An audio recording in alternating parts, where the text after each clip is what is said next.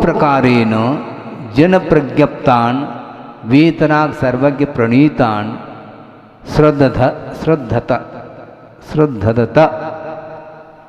रुचि रूप परिणामत श्रद्धत।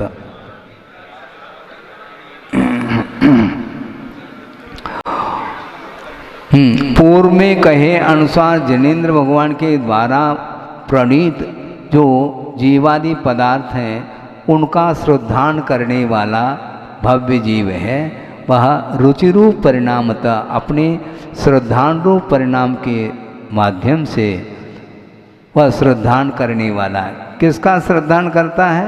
वही वेतराग सर्वज्ञ प्रणीतान कर्मता पन्नान त्रिलोक त्रिकाल विषय समस्त पदार्थगत सामान्य विशेष स्वरूप परिचिति समर्थ केवल दर्शन ज्ञान लक्षण आत्मद्रव्य प्रवृत्तीन समस्त भावान पदार्थान। हाँ, त्रिलोकवर्ती और त्रिकालवर्ती जो समस्त पदार्थ है उन पदार्थ का जो सामान्य विशेष स्वरूप को परिचिति यानी जानने में समर्थभूत जो केवल दर्शन और केवल ज्ञान लक्षणात्मक जो आत्मद्रव्य है उस आत्मद्रव्य को आदि लेकर के समस्त भावान पदार्थान समस्त भावों के प्रति वह श्रद्धान करता हुआ। अब देखो, जिसका जैसा स्वरूप है उसको उसी रूप में श्रद्धान का विषय बनाना चाहिए। हाँ, तभी श्रद्धान होगा। अब देखो, एकदम आपको विकल्प हो सकता है, लेकिन ध्यान से सुने। कुगुरु कुदेव कुशास्त्र के ऊपर श्रद्धान करने से सम्यक की उत्पत्ति होती है। अरे महाराज, आपने ये क्या बोला? हाँ, इसको डिलीट करो जल्दी। डिलीट नहीं करेंगे, यही तो हम खोलना चाह रहे हैं। कुगुरु कुदेव कुशास्त्र के ऊपर श्रद्धान करने से भी सम्यक की उत्पत्ति होती है, अर्थात उनका जैसा स्वरूप है उसको उस रूप में श्रद्धान का विषय बनाना। कैसे बनाना महाराज? यदि ये प्रत्यनीकानि भवंती भव पद्धति, प्रत्यनीक अर्थात जो विपरीत हैं, सच्चे देव गुरु शास्त्र से जो विपरीत हैं, ऐसे मिथ्या दर्शन मिथ्या ज्ञान मिथ्या चारित्र के साथ रहने वाले जो कुगुरु कुदेव कुशास्त्र है उनके प्रति श्रद्धा रखने से भी सम्यक की उत्पत्ति, क्योंकि भवंती भव पद्धति, क्योंकि कुगुरु कुदेव कुशास्त्र के प्रति श्रद्धा रखने से संसार की परंपरा बनी रहती है, ये इसका अर्थ है। हाँ, पंचेंद्र के विषय के ऊपर श्रद्धा करना भी, हाँ, ये कैसा महाराज? उसको हे के रूप में श्रद्धा कर रहे हैं, उपादेय के रूप में थोड़ी श्रद्धा किया जाएगा। श्रद्धा करने योग्य जो विषय हैं वो त्रिलोकवर्ती त्रिकालवर्ती समस्त वस्तु हैं, उनका जैसा स्वरूप है उसको उसी रूप में श्रद्धा का विषय बनाना यह सम्यक दर्शन कहा गया है। येन येन रूपेण पदार्था अवस्थिता तेन तेन रूपेण अवबोध सम्यक ज्ञानम। जिस जिस रूप से पदार्थ अवस्थित हैं स्वरूप की अपेक्षा से उनको उसी रूप में श्रद्धा का विषय बनाना या उसी रूप से जानना यह सम्यक ज्ञान माना जाता है। ज्ञेय भूत पदार्थ का जैसा स्वरूप है वैसा श्रद्धा करो, अच्छे और बुरे के रूप में मत करो श्रद्धा। अच्छे और बुरे के रूप में क्यों करते हो? ये टाइटल किसने दिया? पदार्थ ने दिया क्या जीव ने दिया? मुझे बताओ आप, दिया किसने? हमने दिया ना। क्यों दिया? हाँ, तो यही तो इसलिए तो कहा जा रहा है ना, उसको अच्छा अच्छे और बुरे के रूप में क्यों? उसका जैसा स्वरूप है वैसा जानो ना। हाँ, जैसा उसका स्वरूप है वैसा जानो। अच्छे बुरे के रूप में जानना मेरे तेरे के रूप में जानना, यह जानना थोड़ी माना जाएगा, ये सम्यक ज्ञान नहीं माना जाता। घड़ी है, घड़ी को घड़ी के रूप में जानो, ये मेरी घड़ी है, गलत बात है? किसकी घड़ी है? मेरी घड़ी, क्योंकि आपने खरीदी है इसलिए आपकी हो गई वो, किंतु घड़ी घड़ी में, आप में है, ये ध्यान रखो। घड़ी का स्वरूप और आपका स्वरूप एक है क्या? यदि एक मानते हैं, घड़ी बंद हो गई तो आप भी बंद होना चाहिए, आपकी नाड़ी बंद होनी चाहिए। सुन रहे क्या? नहीं, घड़ी आपकी है मैं मानता हूं, किंतु घड़ी और आप में यदि एकत्व बुद्धि है तो घड़ी बंद हो गई तो आपकी नाड़ी भी बंद हो गई, और घड़ी को चाबी दे दी तो आप पुनः जागृत हो गए, आप हैं जीवित हो गए। ऐसा कुछ है क्या? ऐसा कुछ भी नहीं महाराज। तो ये विषय तो समझ में आता है, रोचक लगता है, रुचता है वो विषय भी, लेकिन वस्तुतः स्वामित्व बुद्धि छूटती नहीं है। हाँ, जब जहां देव अपनी नहीं, जहां देव अपनी नहीं तहां अपनों कोई, बस ये हो गया, एक लाइन रट ली। और स्वयं की घड़ी गिर गई और स्वयं ही उठा रहा है, और जहां देव अपनी नहीं कह रहा है तहां अपनों कोई। भूल गए, तत्काल भूल गए उस पंक्ति को। बोलना अलग वस्तु, किंतु उसके अनुरूप ढालना चाहिए अपने आप को। इसी को बोलते हैं प्रयोग बोलते हैं। इसलिए जैसा जिसका स्वरूप है उसको उसी रूप में श्रद्धान का, ज्ञान का विषय बनाना चाहिए। उसका नाम सम्यक दर्शन और सम्यक ज्ञान है, नहीं तो बहुत कठिनाई जाएगी। इसलिए अच्छे बुरे नहीं, एक मान्यता है। क्योंकि वस्तुतः निश्चय की दृष्टि से देखा जाए तो जो कुछ भी दिखाई दे रहा है वो भौतिक मटेरियल है, लेकिन ये इस प्रकार गाढ़ श्रद्धान होना और उसको प्रयोग में लाना, ये इसी के लिए सब कुछ पुरुषार्थ किया जा रहा है। घबराना नहीं है, आज नहीं कल करो। आप नहीं हो पा रहा ये बात अलग है, करना तो है। बार बार प्रयत्न करने से वह विषय आ जाता है। विरागता का जो भाव है, भाव के अर्थ में वैराग्य कहा है। क्या समझ में आ रहा कि नहीं? फिर से दोहराएं क्या? वस्तुतः भाव के अर्थ में कुछ प्रत्यय जोड़ते हैं। कैसे? मनुष्य है, मनुष्यता अथवा मनुष्यत्व, ये हो गया। इसी प्रकार श्रमण है, श्रामण्य यानी श्रमणता, श्रमण का जो भाव है उसका नाम श्रामण्य कहा है। हाँ, ये भाव के अर्थ में ये प्रत्यय जुड़े हैं। इसका और बहुत ज़्यादा जो है अंतर को लेकर के अर्थ नहीं है। भाव पर कथन है वो। जीव और जीवत्व,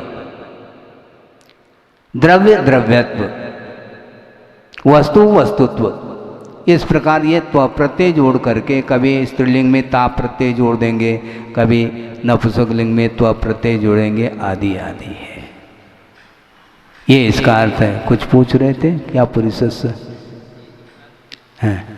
पुरुषस्य का अर्थ यहाँ पर केवल पुरुष ही नहीं लेना, हाँ भवी जीव लेंगे। पुरुषार्थ करने वाला पुरुष है, वह स्त्री भी पुरुषार्थ कर रहे तो वो भी उसको भी पुरुष ही कहेंगे। पुरुषार्थ करने वाला पुरुष है, अन्यथा स्त्री क्या मोक्ष मार्ग की ओर बढ़ेगी नहीं क्या? वो वहीं रहेगी क्या? ऐसा थोड़ी होता है। वो भी पुरुषार्थशील है। पुरुषार्थ करने वाला वो पुरुष माना जाता है। हाँ, पुरुष का अर्थ आत्मा होता है। हाँ, बिल्कुल पुरुषार्थ, मोक्ष पुरुषार्थ। हाँ, इस प्रकार ये गाथा हो गई।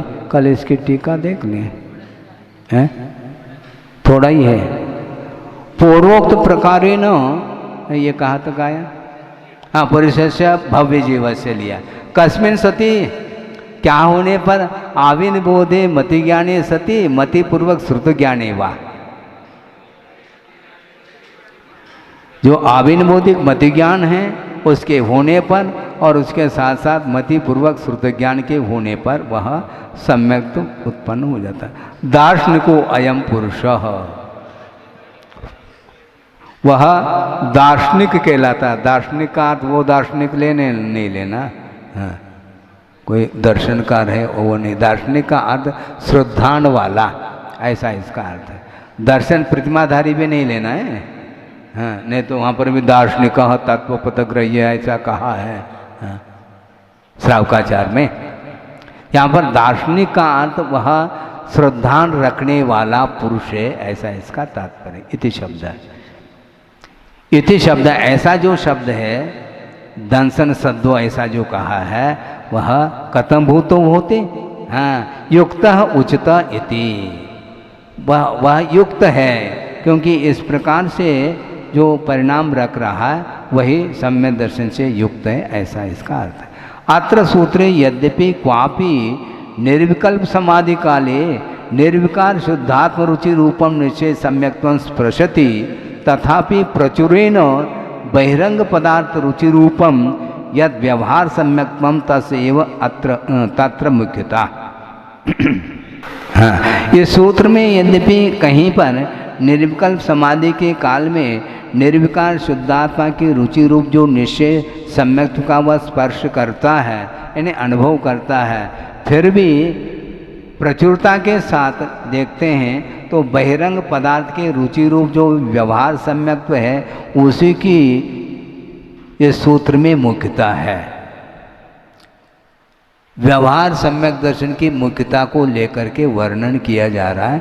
कहीं कहीं पर मान लो निश्चय सम्यक की चर्चा कर भी लें तो भी उसकी मुख्यता नहीं है व्यवहार सम्यक की। कस्मात् इति कैसा? विवक्षता मुख्य इति वचनात्, जो प्रासंगिक होता है उसी की मुख्यता होती है, ऐसा वचन है आगम का। तदपि कस्मात्, वह भी कैसा? व्यवहार मोक्ष मार्ग व्याख्यान प्रस्तावात इति भावार्थ हो। व्यवहार मोक्ष मार्ग का जो व्याख्यान है उसी का यहाँ पर प्रस्ताव अर्थात प्रसंग है, इसलिए उसको यहाँ पर दिया गया है। बोधि समाधि परिणाम शुद्धि स्वात्मोपलब्धि शिव शोक सिद्धि चिंतामणिम चिंतित वस्तुदाने स्वाम वंदमानस्य ममास्तु देवी। परम पूजाचार्य गुरुवर श्री विद्यासागर जी मुनि महाराज की जय। अथ सम्यक दर्शन ज्ञान चारित्रस्य विशेष विवरणम करोति।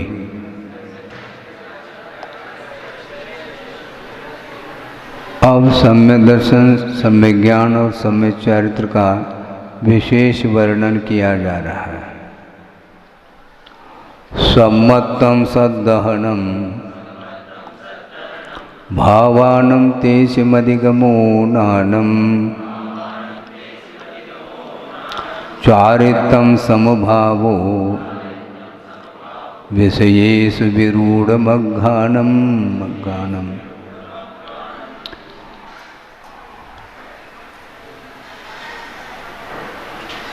भाव अर्थात पदार्थ जिनके ऊपर श्रद्धान रखने का नाम सम्यक्त्व कहा है, और उन्हीं पदार्थों के प्रति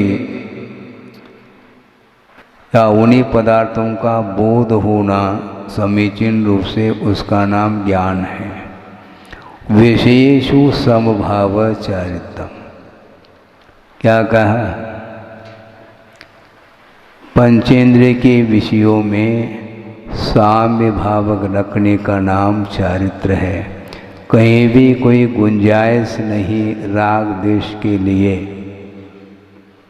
उसका नाम चारित्र बोल रहे हैं। कुंद कुंद स्वामी। विषयेषु समभाव, पंचेंद्रिय के जो विषय हैं उनमें साम्य भाव रखने का नाम चारित्र ऐसा कहा जा रहा है। अब 5 इंद्रियों के विषय हैं, वो मिलेंगे आपके सामने आएंगे वो, अथवा हम उनके सामने चले जाते हैं। निश्चित रूप से विषय किसी न किसी इंद्रिय का बनेगा, उसमें किसी भी प्रकार से हर्ष और विषाद का भाव अथवा इष्टानिष्ट का भाव अथवा राग और द्वेषात्मक भाव का नहीं होना, यह चारित्र कहा जा रहा है। क्योंकि चारित्र मोने कर्म का उदय जब तक चलेगा तब तक वह चारित्र नहीं आ पाता। इसलिए चारित्र मोने कर्म के जो भेद हैं, कषाय के अपेक्षा से 16 कषाय हैं, उनमें 12 कषाय तो सर्वघाती के रूप में स्वीकारा है आगमकारों ने, और एक संज्वलन कषाय को देशघाती के रूप में स्वीकारा है। किंतु ये ध्यान रखें, यथा क्या चारित्र के अपेक्षा से संज्वलन को भी सर्वघाती के रूप में ही स्वीकार करते हैं। यथा क्या चारित्र का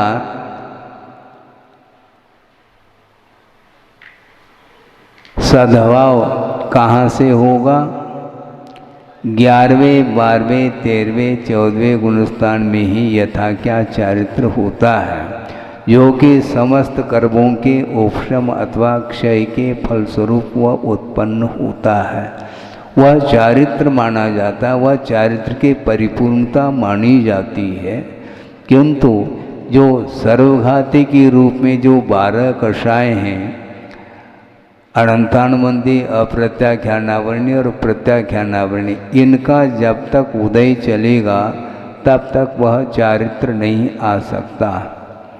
विकल चारित्र जो है वह अलग वस्तु, जो कि देश संयम के रूप में उसको स्वीकार लिया है। संयमा संयम कहो, देश चारित्र कहो, एक बात है, उसको विकल चारित्र के रूप में लेते हैं। किंतु क्षोभम चारित्र जो होगा वह 12 कषाय का क्षोभम वहाँ पर होना अनिवार्य सिद्ध होता है।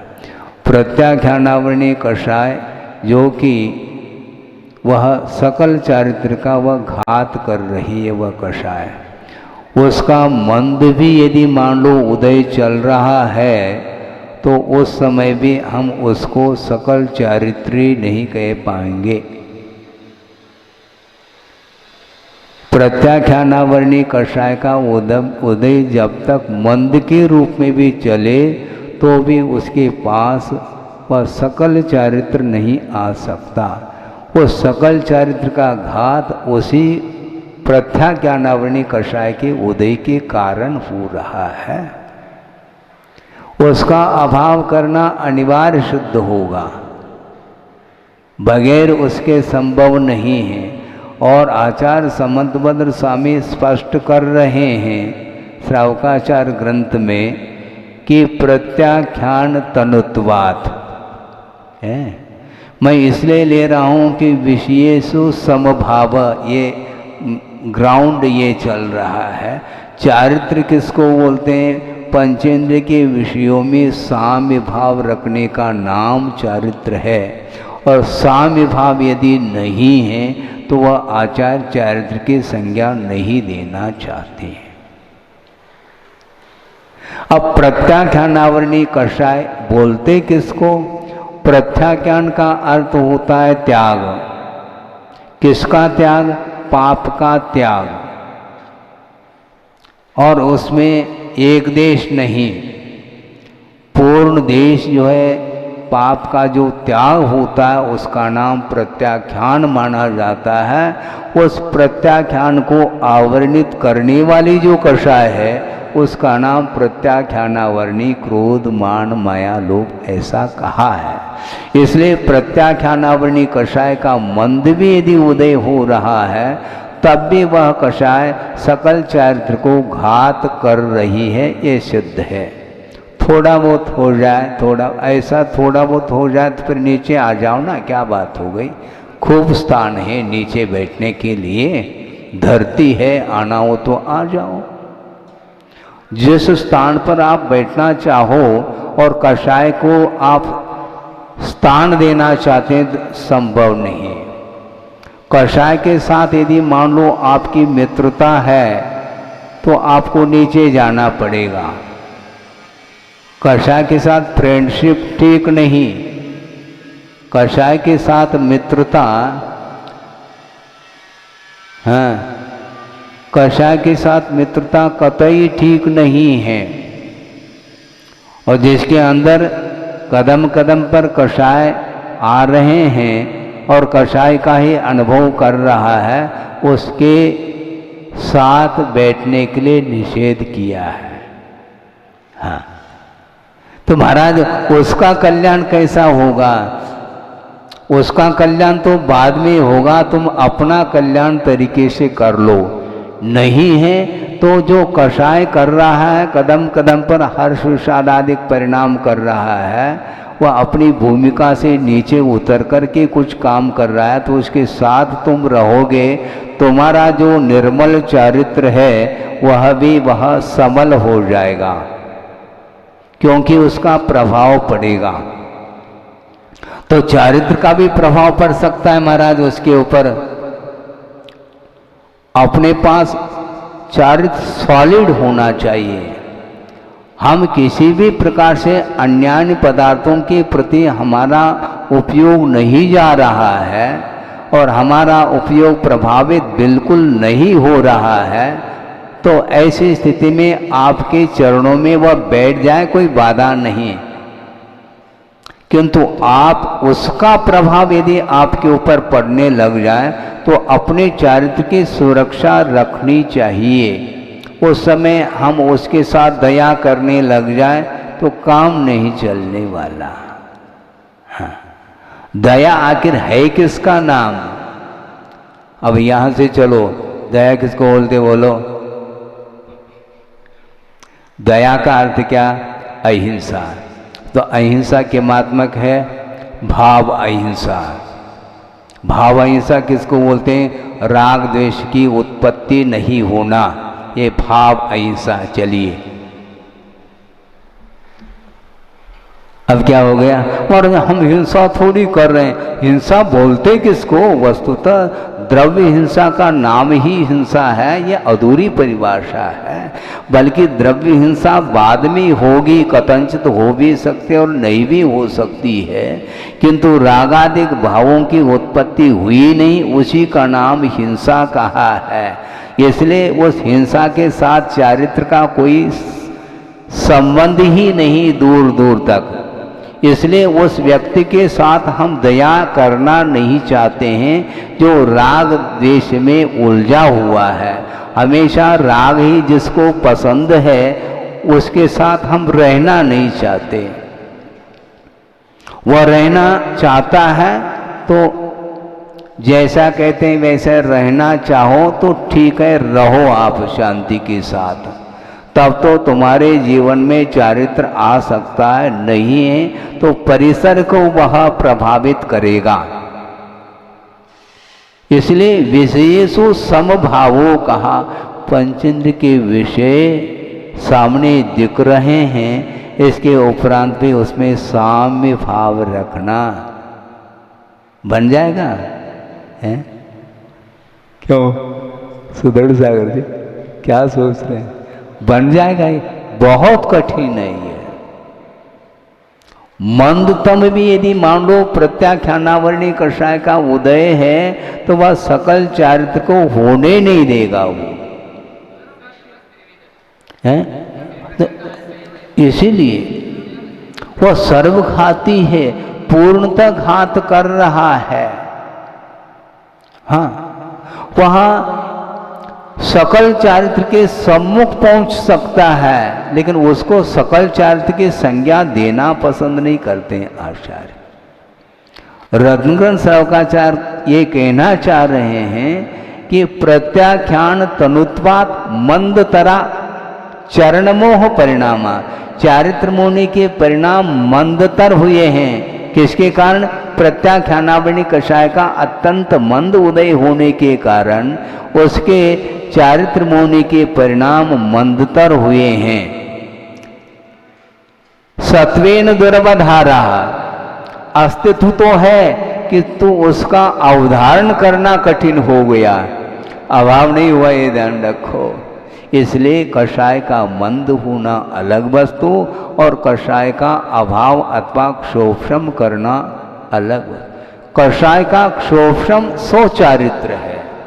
कषाय के मंद उदय का नाम चारित्र मानोगे तो मान लो, निचले गुणस्थान भी मानना हो तो मान लो।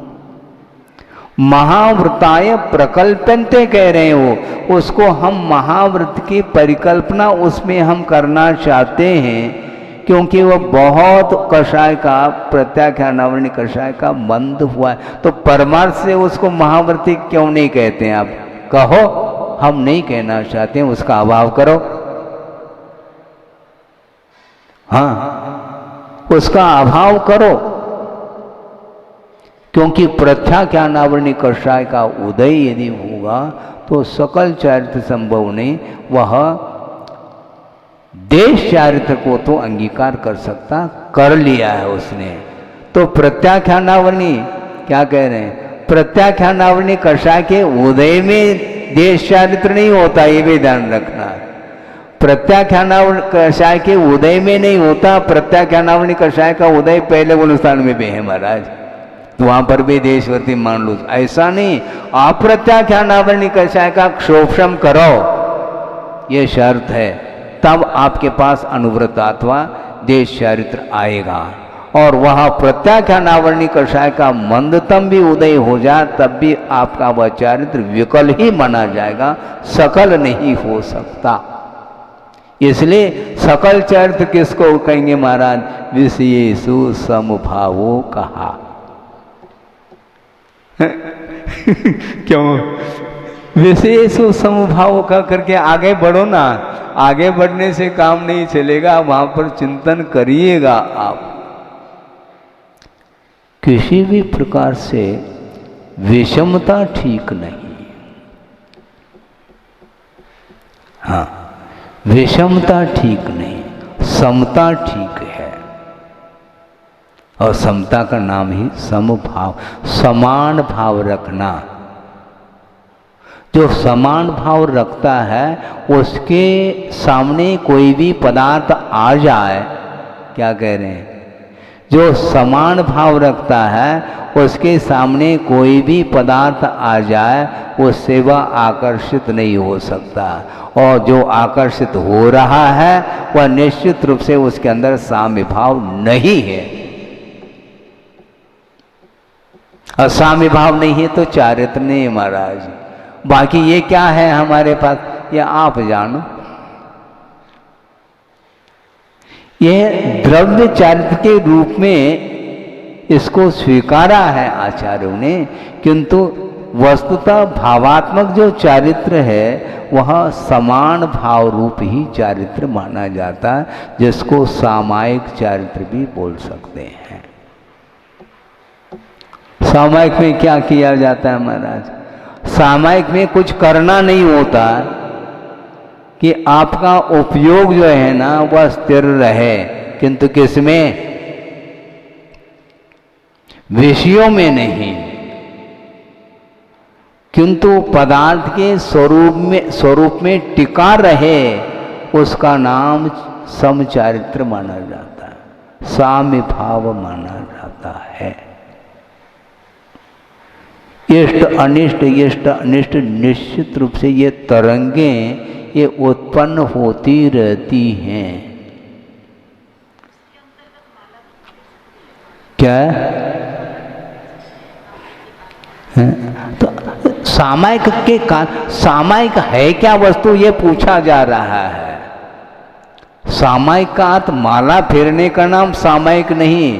माला तो एक सामान्य गृहस्थ भी फेर रहा है जिसके पास कोई चारित्र नहीं, चारित्र का नामो निशान नहीं, ना अनुव्रत है ना महाव्रत है, और वह फेर रहा है माला, तो उसका सामायिक हो जाएगा।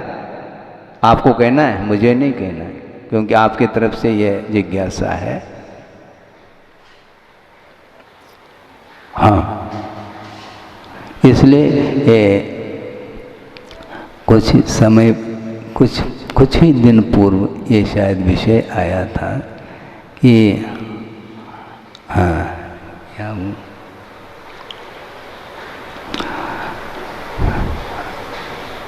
धर्मान राग को लेकर के, है ना। हाँ, धर्मान राग को, प्रशस्त राग जिसको बोलते हैं। विषयानुराग नहीं है, धर्मानुराग है। हाँ ठीक, हम मान लेंगे, किंतु वह धर्मानुराग विषयानुराग की ओर जा सकता है, ये भी कहा था। क्योंकि ये विषय बहुत अच्छा है ये, और ये जहाँ तक मुझे स्मरण है ये धौला में भी ये विषय आया होगा। गुरुदेव के मुख से हमने कई बार इसको सुना है। और कर्म की निर्जरा करने के लिए साधन के रूप में हमने ले रखा है किसको, पंच नमस्कार माला की बात आ रही ना। पंच नमस्कार मंत्र का आलंबन लेने से कर्मों की निर्जरा होती है, यह आगम उल्लेख है। अब समस्या ये है कि पंच परमिष्टि का आलंबन लेने के उपरांत जो निर्जरा हो रही है वह एक सी हो रही है, क्या उसमें कुछ अंतर है? तो आचार्य कहते हैं अंतर है। वह किमात्मक अंतर है? नमोकार मंत्र का पाठ शुरू हो गया, नमोकार मंत्र का पाठ, नमोकार मंत्र का जाप, नमोकार मंत्र का ज्ञान और नमोकार मंत्र का ध्यान, ये चारों एक नहीं, ध्यान रखो। किंतु चारों में पंच परमिष्टि का ही आधार लिया है, किंतु निर्जरा की मात्रा उत्तरोत्तर बढ़ क्यों रही है? सबसे अधिक निर्जरा नमोकार मंत्र के ध्यान में है, नमोकार मंत्र के पाठ में क्यों नहीं? अखंड पाठ करने के लिए बैठा है नमोकार मंत्र का संगीत के साथ, है आ गया।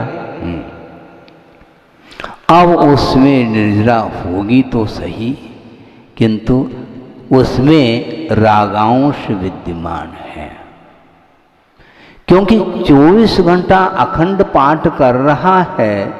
अब उसको ये पूछा जाए कि भाई साहब आपने अखंड पाठ 24 घंटा किया है, हम चाहते हैं इस अखंड जाप को भी कर लिया जाए आपके द्वारा। महाराज ये नहीं हो सकता हमसे। हाँ, अब पंच परमिष्टि तो है उसमें, अब क्यों नहीं आ रहा है? क्यों नहीं आ रहा है मुझे बताओ। हमने विषयों का आलम्बन तो लिया नहीं, आचार्य कहते हैं इनडायरेक्ट लिया है, ये ध्यान रखो। क्योंकि पंच नमस्कार मंत्र में आपका मन तब लग रहा है जब संगीत चल रहा होता है, तो उसमें संगीत में लीन हुआ है। पंच नमस्कार मंत्र में लीन होना चाहिए, तब निर्जरा की मात्रा बढ़ेगी, अदरवाइज नहीं। अब वह लयबद्ध तरीके से वह पाठ कर रहा है, तो इसमें क्या है? राग है। कौन सा राग है हमें बताओ, कौन सा राग है? पंच परमेष्टि के प्रति अनुराग होना चाहिए। तो पंच परमेष्टि के प्रति अनुराग है तो जाप में आपका मन क्यों नहीं लग रहा है, ये पूछा जाएगा ना। आपको उत्तर देना है, हमें नहीं देना उत्तर। क्या जाप में पंच परमिष्टि का आलम्बन छूट गया? क्या नहीं छूटा है। शुद्ध वस्त्र पहन करके गृहस्थ है तो उसके लिए कहा जा रहा है वह एकांत में जा करके अथवा श्री जी के पास बैठ करके मंदिर में वह रमो रंतान में इस प्रकार धीरे धीरे भी मन में भी उच्चारण हो जाए तो कोई बाधा नहीं। नमो रंतान नमो सिद्धानम, ऐसा। और इसमें मन नहीं लगा रहा, उसको पसीना आने लगा, तो आप ही थे, कोई दूसरा पात्र थोड़ी है। आपने पाठ किया था अखंड और आपको ही कहा जा रहा है। जब 24 घंटा आपकी निद्रा चली गई है, इसलिए हमने कहा कि आप जाप कर लो, महाराज जाप करने के लिए बैठते हैं तो नींद आती है, और पाठ करते हैं संगीत के साथ निद्रा भंग होती है, निद्रा नहीं आती। किसमें है आपका उपयोग? वह कर्णेंद्र का विषय बन रहा है। आपकी भूमिका है या अलग वस्तु? हाँ, आपकी भूमिका है। और इसमें भूमिका क्या वस्तु? मतलब आप उस भूमिका में कर सकते हैं, इसलिए उस भूमिका में आप रत होना चाह रहे हैं। करो ऐसा नहीं कहा गया, समस्या तो ये है। करो ऐसा नहीं कहा जा रहा है, किंतु आपका उसमें मन लगा हुआ है, कोई बात नहीं, आपके लिए वो चल जाएगा आपकी भूमिका के अनुरूप। जब एक ब्रह्मचर्य अवस्था में साधना के तौर पर केसलोच कर सकता है, तो इस क्षेत्र में भी उसको आगे बढ़ना चाहिए ना, कायदे से देखा जाए तो। क्यों? समझ में आ रहा है कि नहीं? हाँ, क्योंकि आज नहीं कल उसको उधर ही बढ़ना है। हाँ, तो इसमें क्या हो रहा है? इसमें कर्णेंद्र का विषय बन रहा है। अब ये ठीक है, जो फिल्मी गाने में उसका मन नहीं लगा, ठीक है, बहुत अच्छा है, उससे वह संसार से ऊपर उठा हुआ है। लेकिन इसमें यदि मान लो उसका मन ज़्यादा लग रहा है तो ठीक नहीं माना जाएगा। हाँ, आगे बढ़ना है कि नहीं? बढ़ना है महाराज, बढ़ना है तो ये सब छोड़ना पड़ेगा महाराज, फिर नहीं, हमसे नहीं बनेगा। कई लोगों की धारणा अन्यथा न ले, लेकिन हमने सुना है अपने कानून से, महाराज हम दीक्षित इसलिए नहीं होना चाहते हैं क्योंकि आहार देना छूट जाएगा हमारा है। हमने सुना है, आप लोगों ने सुना न सुना हो, हमने तो कई बार सुना है। हाँ, महाराज दीक्षित हो जाएंगे तो आपके पास समय पर हम नहीं आ पाएंगे और आपको आहार दान आदि दे नहीं पाएंगे, आपकी वैयावृत्ति आदि नहीं कर पाएंगे। ये सारा सारा जो विषय है, ये क्या है? ये क्योंकि अपने लब्धि स्थान को, चारित्र संबंधी लब्धि स्थान को आप बढ़ाना चाहते हैं, तो निश्चित रूप से इन सभी कार्यों से निवृत्ति लेना पड़ेगा हमें।